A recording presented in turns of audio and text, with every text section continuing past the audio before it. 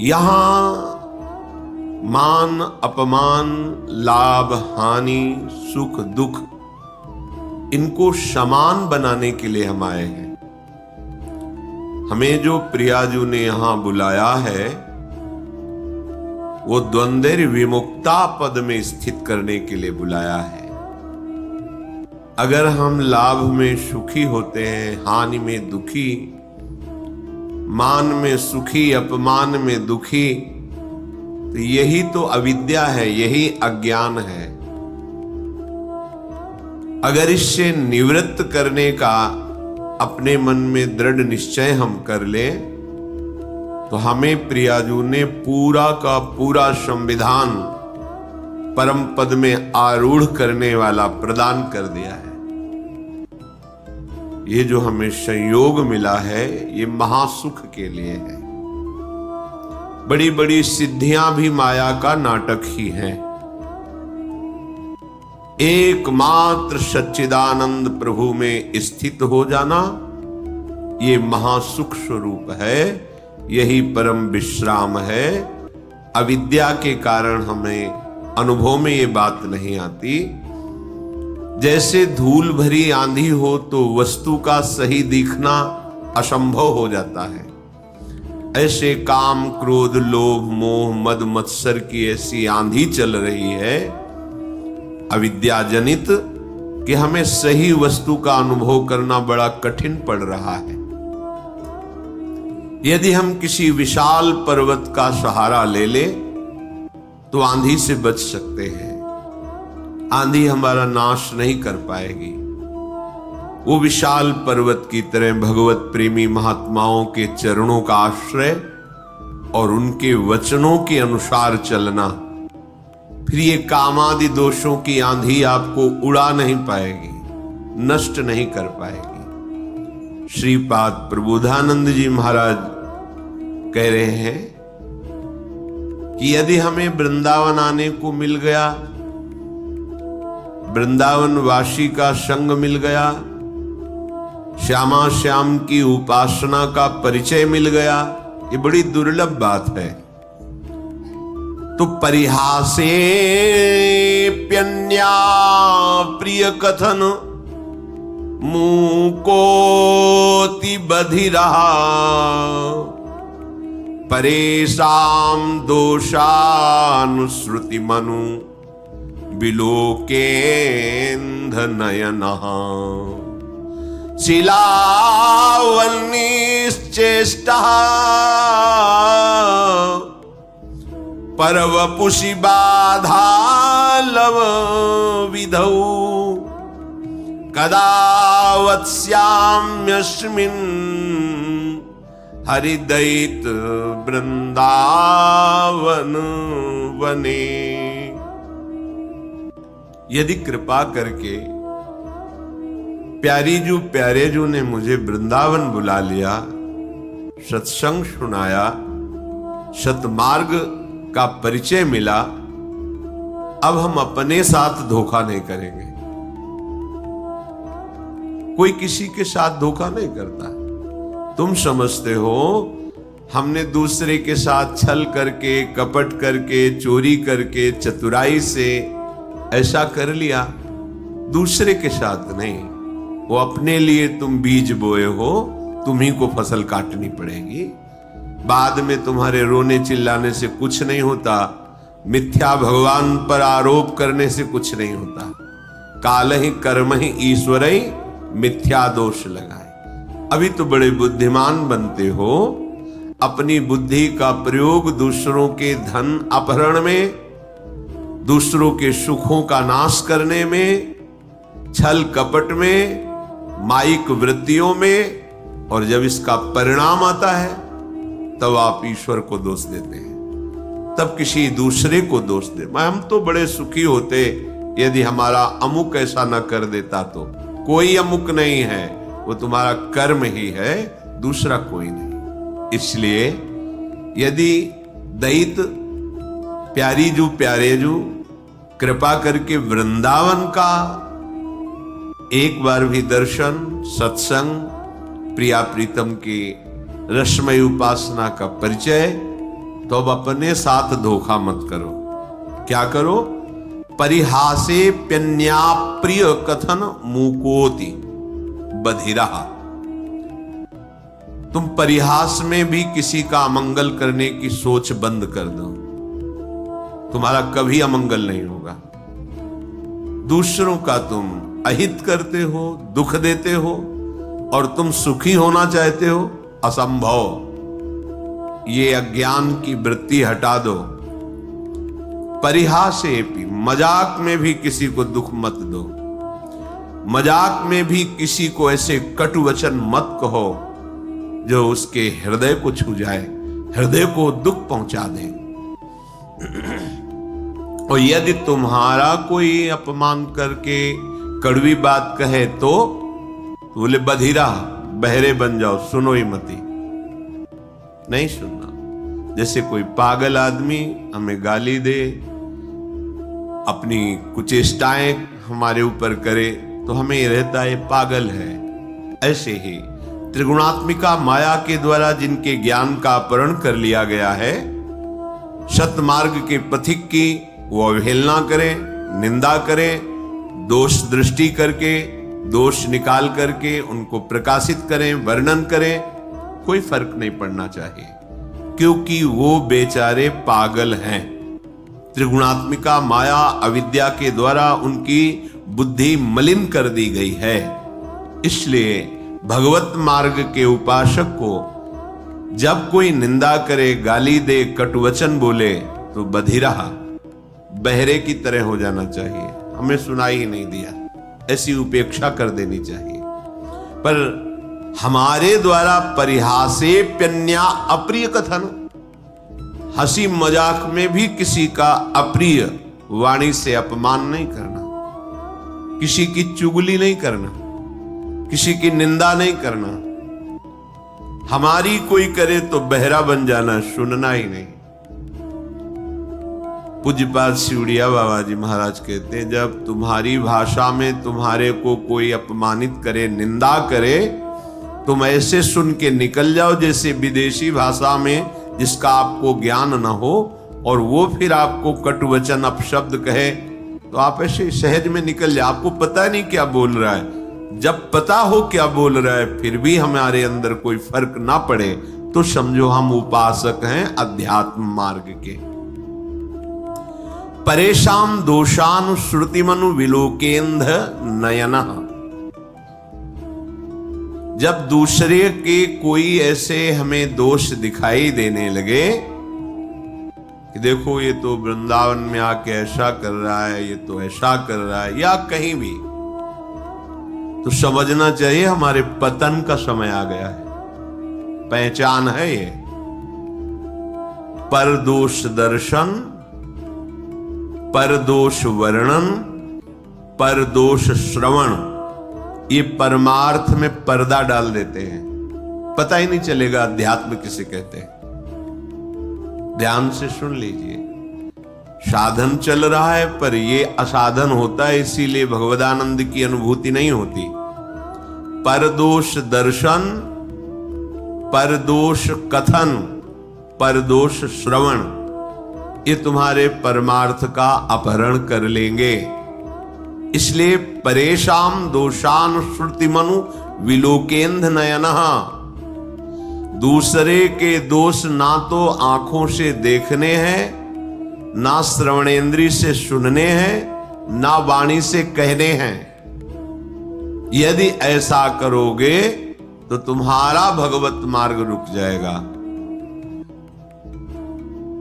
भजन करने से जो भगवदानंद की अनुभूति होती है वो ऐसे उपासक को बिल्कुल नहीं अनुभूति होने देगा। ये बात छिद्रान्वेषण जिसे कहते हैं, परदोष दर्शन, पर चर्चा, दूसरे के दोषों का कथन, पर दोष श्रवण, दूसरे की निंदा को सुनना। हम भगवत मार्ग के पथिक हैं, हमें बिल्कुल सावधान रहना है। ये बात जहां होने लगे, जो व्यक्ति करने लगे, जोर से बोलो राधा राधा और चल दो। उससे तुम्हारा मंगल नहीं होने वाला। उस व्यक्ति से जो परदोष दर्शन करता है, परदोष वर्णन करता है, परदोष श्रवण करता है। श्रीपाद कह रहे हैं शीलावन्निश्चेष्टः परवपुषी बाधा लव विधौ। जब तुम्हें कोई कष्ट पहुंचावे तो पत्थर सरीखे हृदय के हो जाओ, कठोर हृदय, सह जाओ चुपचाप। जैसे पत्थर में चोट पहुंचावे तो कोई फर्क नहीं पड़ता, ऐसे ही तुम्हारे ऊपर कोई फर्क नहीं पड़ना चाहिए। ये भगवत प्राप्ति के लिए सहनशीलता अनिवार्य है। तो कोई भी हमें पीट के चला जाए, हम सह जाएं, ऐसे तो बहुत अत्याचार बढ़ जाएगा। नहीं, ऐसे तो कोई हमें पीट के ही चला जाएगा, नहीं। तुम्हारे समीप भगवद आश्रित हो, भगवान का रक्षा कवच लगा हुआ है। करो सदा तिनके रखवारी, जिम बालक राखे महतारी। आपको पुष्ट करने के लिए, परमार्थ का सूरवीर योद्धा बनाने के लिए भगवान थोड़ी छूट दे दें, भले किसी को अपमानित करो इसे, देखो कैसा लगता है इसको। अपमानित किया, बहुत दुखी हुआ, रो दिया प्रभु से, फिर प्रभु किसी न किसी रूप में शास्त्र, संतजन, गुरुजनों से समझाएंगे ये तुम्हारी स्थिति ठीक नहीं है, सहना सीखो। जब ये द्वंद्वों को सह जाओगे तब महाप्रेम को सहने की सामर्थ्य आएगी। तुम द्वंद्वों में विचलित हो रहे हो, कोई अपमानित कर दिया, गाली दे दिया, तुम रो पड़े, फिर महाप्रेम को कैसे सहोगे? वो प्रभु तुम्हें समर्थ बनाने के लिए भले किसी को प्रेरणा कर दे, अन्यथा कोई ऐसा पैदा नहीं हुआ कि भक्त का बाल बांका कर सके। वो हाथ उसी समय नष्ट हो जाएगा जिस समय भगवान के जन की तरफ वो अन्य भाव से हाथ उठाएगा। अपमान भावना से राम रोष पावक सो जरई, जो अपराध भक्त कर करे। हमें चाहिए सहनशीलता। अगर कोई हमें कटुवचन कह रहा है, कोई पीड़ा पहुंचा रहा है, चुपचाप सह जाओ। ये भगवान आपको मजबूत करना चाहते हैं, प्रेम मार्ग का शूरवीर योद्धा बनाना चाहते हैं। तुम्हारे हृदय में ऐसी सामर्थ्य दे, सच्ची मानिए। नहीं तो बड़े बड़े महापुरुषों को इतनी सामर्थ्य है उनमें, भगवान अधीन है और उनको भी कोई पीट दे, कष्ट दे दे, ये खुद विधान बनाते हैं। श्री माधोदास बाबा जी समुद्र के किनारे पर्णकुटी में दरवाजे की तरफ पीठ करके, कुटिया की तरफ मुख करके कि कोई भजन में विक्षेप ना पहुंचाए, ऐसे बैठते थे। छोटी सी झोपड़ी थी तो दरवाजे की तरफ पीठ है और पीछे की तरफ ऐसे मुख किए, निरंतर भजन में 2-2, 3-3 दिन हो जाते, भोजन के लिए भी नहीं जाते। श्री भगवान करुणा करके स्वयं जगन्नाथ जी अपने भोग की थाल लेकर आए। बाबा, ये जगन्नाथ जी का प्रसाद है, प्रभु ने भेजा है, पालो। हाँ, रख दो, हमारा भजन पूरा होगा, हम उठेंगे, प्रसाद पालेंगे, थाल यहीं धो के रख देंगे, तुम ले जाना। अच्छा बाबा, रख के चले। समय हुआ भजन पूरा तो दिखाए तो स्वर्ण की थाल, भगवत प्रसाद, आनंदित होकर पाया और समुद्र में मार्जन करके थाल रख दी। अब वहां थाल गायब हो गई भोग की। किसी ने बताया, हमने देखा समुद्र किनारे पर्णकुटी में वो थाल धुली हुई रखी, माधवदास बाबा के। भगवत पार्षद जन आए, तुमने थाल चुराई, पिटाई की? कुछ नहीं बोले। जब भगवान ने भोग प्रसाद दिया, जैसे उसमें आनंद, ऐसे भगवान के पार्षद धक्का मुक्की करके पिटाई करे, उसमें आनंद। किसने के? उनको ये समझ नहीं है कि ऐसे एकांतिक गर्भगृह से भोग की थाल भला बाबा के, और अगर ले जाते तो सब बाहर ही तो बैठे थे ध्यानस्थ कि भगवान भोग आरोग रहे, पार्षद बैठे हुए चिंतन कर रहे, पर वहां प्रभु पिटाई करवाना चाहते थे। नहीं, किसी की ताकत है कोई छूले भक्त को, क्यों करवाना चाहते? अपने भक्त को मान रहित, देह भाव रहित, हृदय में ऐसा महान पुष्ट भगवत प्रसाद पा रहे हैं, भगवत पार्षदों से पिटाई, दोनों समान। इसीलिए भक्तजनों के साथ कभी कभी ऐसे बर्ताव हो जाते हैं तो उनको ये नहीं सोचना चाहिए कि कहां गए भगवान, रक्षा क्यों नहीं की। वो चाह रहे हैं तुम इतने सहनशील बनो, तुम इतने महान हृदय वाले बनो। तो हमें तो पीड़ा हो रही है और हम महान हृदय वाले बने, हमारा तो अपमान करा दिया, फिर तुम शरणागत किसके हुए, समर्पण तुम्हारा किसका हुआ। ये शरीर जड़ है, इसी में तदात्म होने के कारण दुख सुख का, जन्म मृत्यु का ये महान बंधन प्राप्त हुआ है। भगवान कृपा करके इसी तदात्म को मिटाते हैं। वो अभी अविद्या का प्रभाव, इसलिए बात समझ में नहीं आएगी। जैसे सांप की केचुल में कितनी भी पीड़ा दो, सांप को कोई पीड़ा नहीं होती, केचुल अलग है, वो अलग है। ऐसे ही आत्म तत्व में ना तो किसी दिव्यास्त्र का, न किसी अग्नि आदि का प्रभाव होता है, क्योंकि वो दिव्य स्वरूप है। नैनम छिन्नन्ति शस्त्राणि नैनम दहति पावकः न चैनम क्लेदयन्त्यापो न शोषयति मारुतः। ये हमारा स्वरूप है। हम अपने स्वरूप को भूलकर जो देह भाव में मान अपमान, सुख दुख, लाभ हानि, जन्म मृत्यु को प्राप्त हो रहे हैं, उपासक को इसी ममता, इसी आसक्ति से हटाकर प्रभु समता में, स्वरूप में स्थित करते हैं। वो जगत गुरु है, वो सर्व रूप में है। वो काहे को हमें कष्ट देंगे, हमारा माना हुआ भ्रम नष्ट करते हैं। सच्ची मानिए तो श्रीपाद कह रहे, शिलावन निश्चेष्ट पर वपुषि बाल लव विधौ।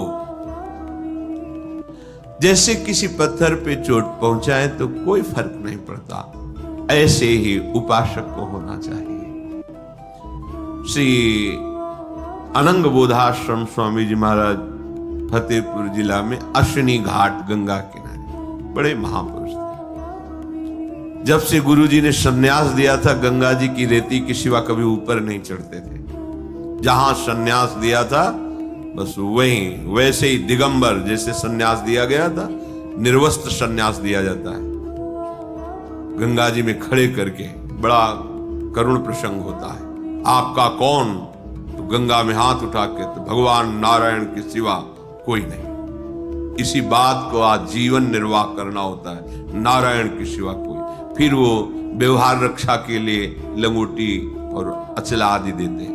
उन्होंने मना कर दिया, गुरुजी जब एक बार उतार दिया अब दोबारा जीवन में नहीं धारण करेंगे। दिगंबर ऐसे, वो भी कभी कभी, जैसे एक वकील साहब थे, उनके यहाँ रोटी बंटती थी गरीबों को सुबह, कभी कभी लाइन में खड़े हो जाते थे, प्रच्छन्न वेश, जटाए, नंग धड़ंग। अब 30 किलोमीटर चल करके गए। अब वहां नौकर लोग थोड़ी पहचानते थे कि इस उच्च कोटि के ज्ञान संपन्न महापुरुष, जिनको धर्म सम्राट करपात्री जी भी साक्षात ब्रह्म अनुभव करते हुए साष्टांग दंडवत करते थे।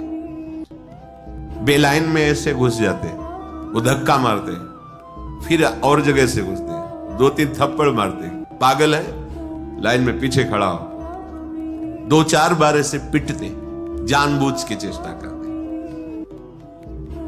जो बांटने वाले मालिक थे, बंटवाने वाले, वो एक दिन आए, उन्होंने देखा, अरे स्वामी जी, गए साष्टांग दंडवत किया। अरे स्वामी जी आप, अरे बोले तुम जाओ, हमारा काम मत बिगाड़ो, चलो तुम अपना काम करो। उनको डांट दिया।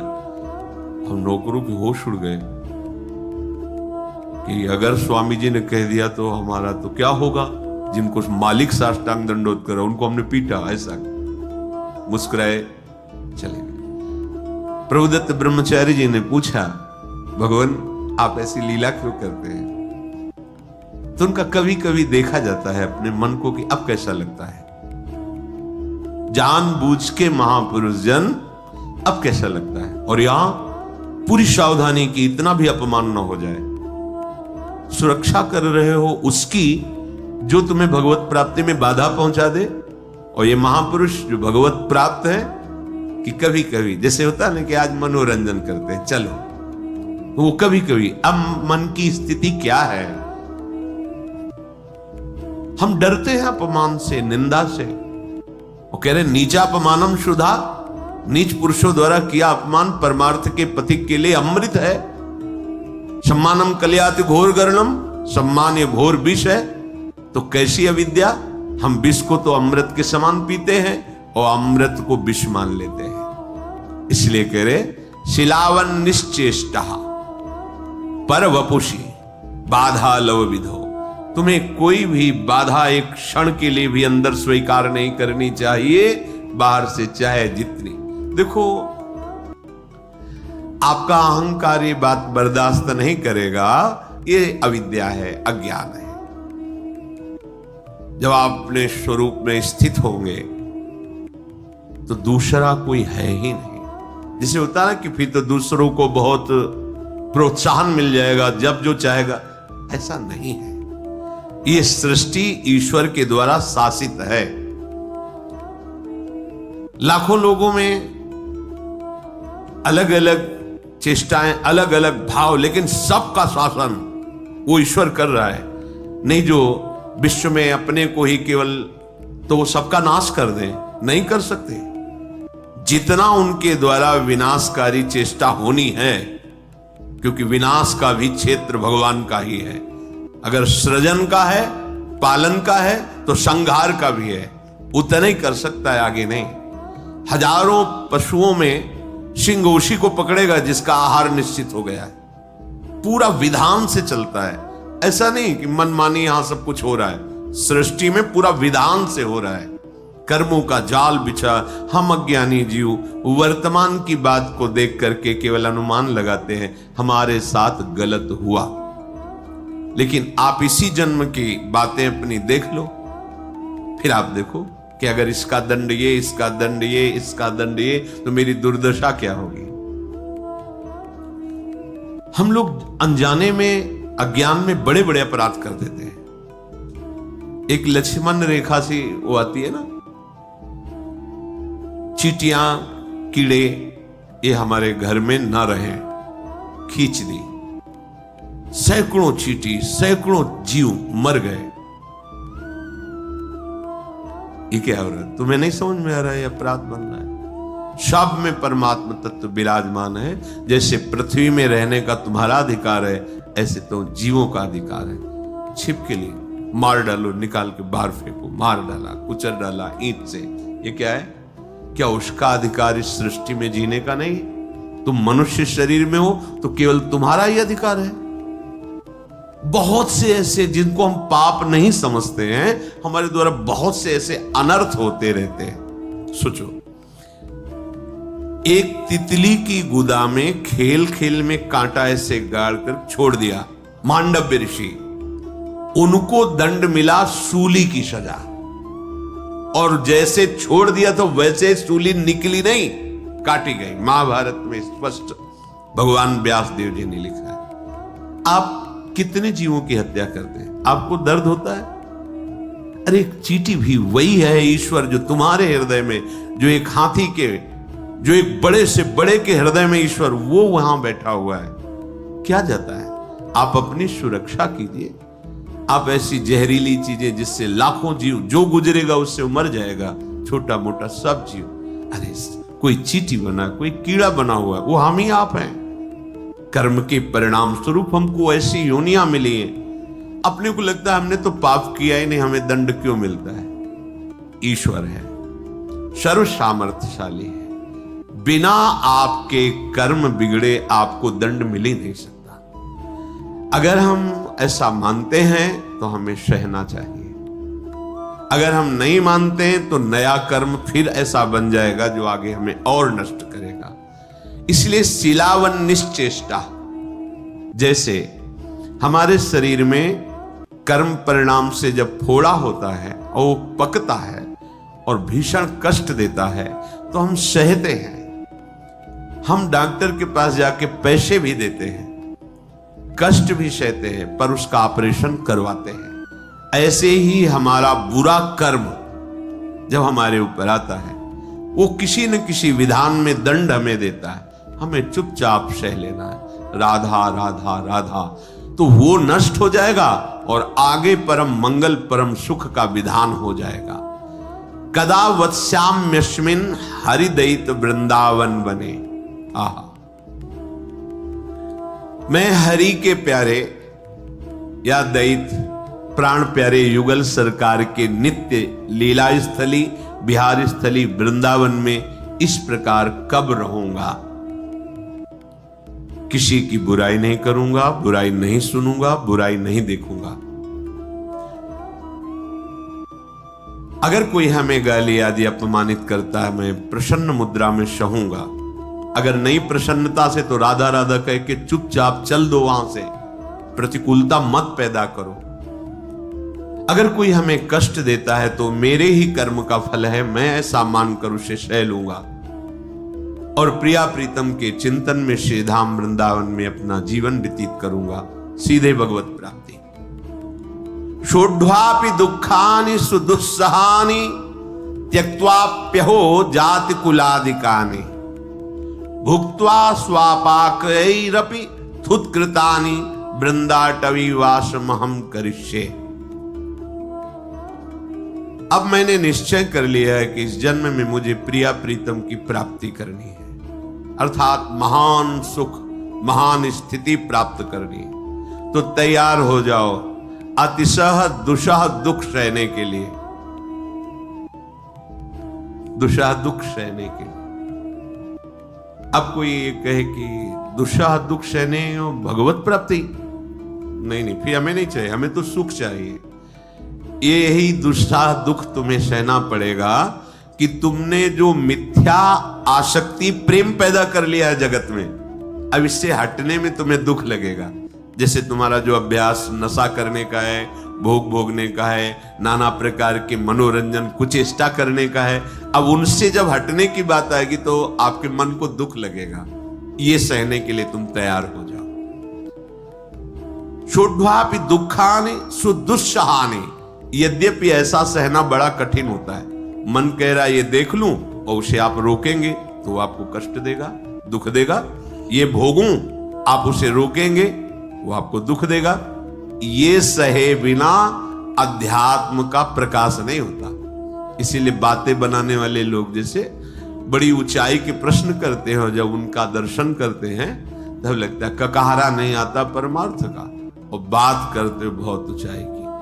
जब तक तुम्हारे अंदर संसार में सुखद भोगों को सत्य मानकर भोगने की लालसा है, तब तक तुम अज्ञानी ही हो, चाहे जितना ज्ञान बघारो।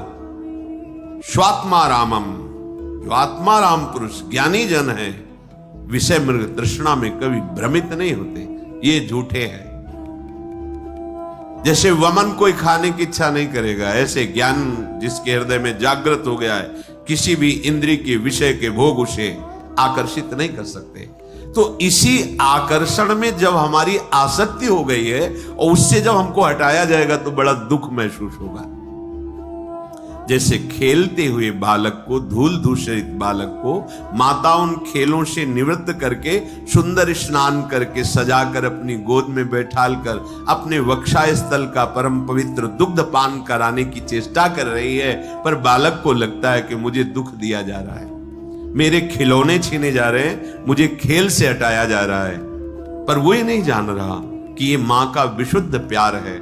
ऐसे ही मेरे परम वात्सल्य समुद्र सदगुरुदेव हरि, इनका विशुद्ध प्यार है। मुझे इस माया के खिलौनों से, काम क्रोधादि की गंदगी से हटाकर मुझे दिव्य आनंद में ले जाने के लिए, अपने प्रेमामृत का पान कराने के लिए इससे बिलक करते हैं। तो जो हमें दुख होता है उसे सहना पड़ेगा, विचलित नहीं होना है। सत्संग आपको नित्य नया उत्साह भगवत प्राप्ति का और सहन करने की क्षमता प्रदान करता है। ये आपको सहन करना पड़ेगा। इसमें शिकायत, प्रश्न या भगवान को कोसना ये नहीं। अगर ऐसे तो उपासक किस बात के हो? तो सहन करें मतलब कब तक सहन करें? जब तक तुम जग नहीं जाते हो। तो क्या हम सो रहे हैं? हाँ, जैसे स्वप्न में तुम्हें चाकू मारी जाए तो कष्ट महसूस होगा, जगोगे तो न घाव है, न चाकू है, न मारने वाला है, कुछ नहीं। ऐसे ही मत्ता परतरम नान्यत किंचिदस्ति धनंजय, मुझ आनंद स्वरूप श्री कृष्ण के सिवा कुछ नहीं है। यह है जगे हुए पुरुष का दर्शन, सोए हुए पुरुष का दर्शन, स्त्री पुरुष जड़ चैतन्य दुष्ट महात्मा ये वो, बस नाना तो मैं मोर तोर तय। जब तक आप इस मैं मोर तय तोर दुख सुख लाभ हानि करता भोगता, ये स्वप्न चल रहा है तुम्हारा, दीर्घ स्वप्न। उमा कहूं मैं अनुभव अपना, सत हरि भजन जगत सब सपना। जागोगे तब ना दुख है न सुख है, परमानंद ही परमानंद है। इसलिए अभी जो तुम्हें कष्ट महसूस होगा त्याग में, वो तुम्हें सहना पड़ेगा। सह जाओगे तो महात्मा बन जाओगे, जग जाओगे, ज्ञानी हो जाओगे, प्रेमी हो जाओगे। शुद्धापि दुखानि सुदुस्सहानि, यद्यपि बड़ा कठिन है सहना, और जो सह गया तो सहित सहित बाढ़े भगति ग्रहतन गुरु हितगार। भक्ति महारानी हृदय में परमानंद प्रकट कर देंगी। जिस आनंद के लिए हमें यह अवसर मिला है, हमें सहना पड़ेगा। सहित सहित बाढ़े भगति, जिस समय भक्ति महारानी स्वस्थ होकर तुम्हारे हृदय में विराजमान होंगी, प्रिया प्रीतम आ जाएंगे। प्रिया प्रीतम खेलने, हृदय द्रवित, बाहर हृदय घूमता है। छोटी सी संसारिक क्रिया भी दिव्य चिदानंद लीला में तत्काल पहुंचा दे, ऐसा हृदय हो जाता है। इसलिए त्यक्त्वाप्यम्य हो जाति कुलादिकानि, ये कभी अभिमान न करो मैं अमुक जाति का, अमुक कुल का, अमुक पद का, ऐसा मत करो। ये माइक है, ये माइक है, माया में रचा हुआ है। तुम्हारी जाति केवल भगवान के तुम अंश हो, अच्युत जाति के हो, भगवत जाति के हो। भगवत प्राप्ति के लिए कह रहा हूं।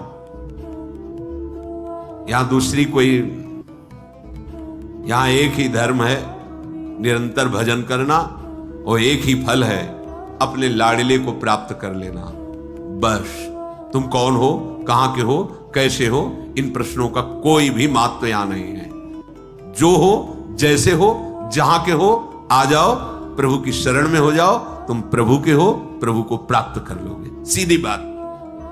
तस्मात् शास्त्रम प्रमाणम, यहां कह रहे त्यक्त्वाप्यहो जाति कुलादिकानि।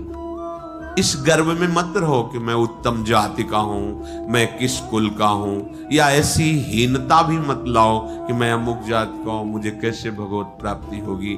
मानव एक भगति करना था, दूसरों को सुख पहुंचाना, निरंतर भगवत स्मरण करना, भगवान के आश्रित रहना। हम सब बच्चे एक ही पिता के हैं।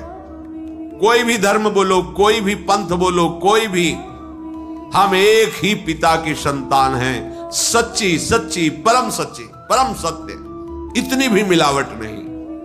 अब एक बाप के कई बेटे होते हैं तो अलग अलग स्वभाव के होते हैं, अलग अलग प्रभाव के होते हैं, उनका अलग अलग अपना मन का भाव है। तो मेरे पिता इतने दयालु हैं कि तुम जिस भाव से बसते हो उस भाव से तुम्हें दुलार करते हैं।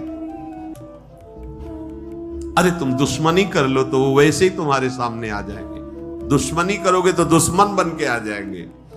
बड़े कृपालु, ये यथा माम प्रपद्यन्ते तास तथैव भजाम्यहम्।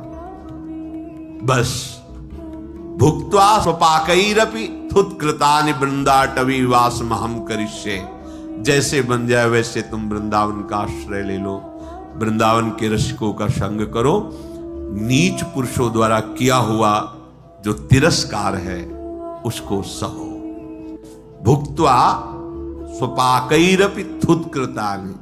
बड़ी महिमा की बात है कि अगर हमें कोई जूठा करके भी भोजन दे दे और वो वृंदावन वासी है, प्रिया प्रीतम का उपासी है, वो भले हम उसे आदर के साथ लेके पाएंगे, सब कुछ सहेंगे, किसी से कुछ नहीं कहेंगे, राधा राधा राधा राधा, और ये जीवन श्री जी में लीन कर देंगे, तन्मय कर देंगे। ये जीवन का परम भाव, कहीं कोई अहंकार न। यहां इस भाव का तात्पर्य है कि हम इतने दैन्य हो जाए कि सबसे छोटे हम हैं, सब महान, तृणादपि सुनीचेन। इसीलिए यहाँ कहा कि भुक्त्वा स्वपाकैरपि थुत्कृतानि।